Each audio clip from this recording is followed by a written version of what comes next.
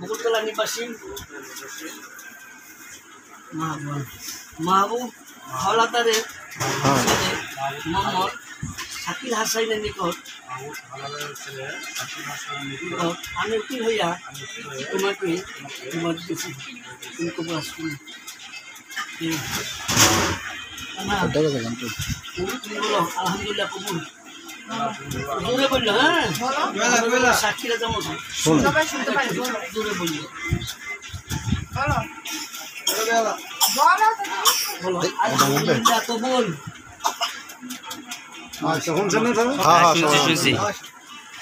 আলহামদুলিল্লাহ কে রে কাছে প্রথম টানা আসা লিখবি ভোটের সাথে লিখবি বুঝছো ব্র্যাকেট দিয়ে সাথে সব কিছু বলবো দেখা যায় ডাক নাম কি ওইটাই আগে লেখা উচিত সাথে আমাদের